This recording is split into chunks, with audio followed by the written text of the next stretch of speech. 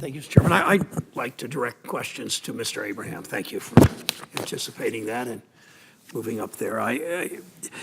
Our trade and tax policy, as we all know, and we've all, perhaps on both sides, talked about this, has encouraged a corporate business model fairly new to world economics, a corporate business model that shuts down factories in Toledo or Dayton, cashes in on a tax credit at the expense fundamentally of working Americans, and then ships production to Reynosa or Wuhan, that then sells those goods back to the United States.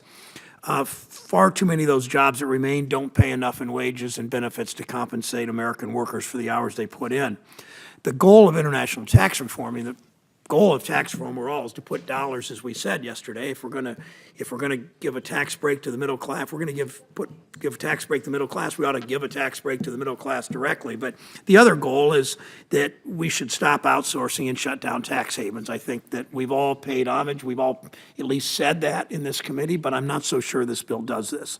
My questions are this. The bill introduced by Senate Republicans has a minimum tax rate, Mr. Abraham, for profit that can be attributed to so-called intangible assets, things like intellectual property, trade secrets that are kept offshore. As I read it, there's no minimum tax rate. There's no minimum rate for real business activity overseas. That means that every U.S. corporation would have an incentive to keep profits overseas. Is that correct? Yes, there's no tax on routine returns for companies operating U.S. companies operating overseas. So it really does incent those companies to keep their profits overseas, correct? Yes. That's pretty amazing considering the speeches we've heard and the position of the president and the position of my colleagues at the White House from this committee. So the minimum tax in this bill doesn't tax does not tax routine overseas returns at all. In other words, there's a zero rate of taxation on profits held overseas. Is that right? Yes. So would that same corporation, U.S. corporation, get to exclude a routine return on the investment made in the U.S.? No. So a large U.S. multinational corporation could shut down a factory in St. Louis or Cleveland, could deduct the cost of the move, could build a new factory in the low-tax country in Asia, and pay no further U.S. tax on that factory, assuming it's only earning routine returns. Is that correct? Yes. So those same earnings, contrast this, those same earnings would be subject to a full U.S. tax if that same factory was built in Akron, Ohio. Yes, the U.S. rate is dropped to 20%, but if that same facility is in a foreign jurisdiction and is only earning routine returns, there's no further tax under the territorial system on that. So there's an investor in Summit County, Ohio, home of Akron and Barberton, two cities in Summit County, and the investor decides to build in Akron. That investor is paying 20% on his taxes under the Republican plan, but moving that plan overseas, the investor would pay zero.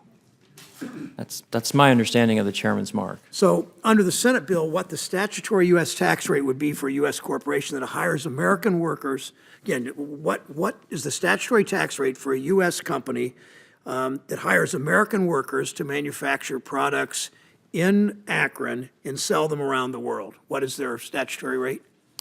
It's 20%. There's the loss of the 199 manufacturing deduction, so there's it's a 20% top corporate rate. Under this bill.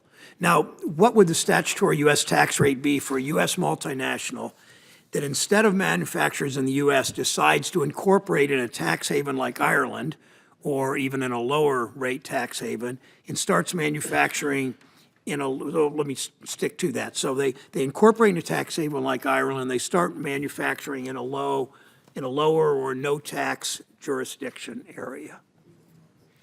My understanding under the chairman's mark is there would be no U.S. tax on that earnings and profits, assuming that there are only routine returns that are associated with that manufacturing. So there is, in fact, a tax incentive in this bill in manufacturing, but the tax incentive is to move jobs out of the U.S. under this bill in incentivizing.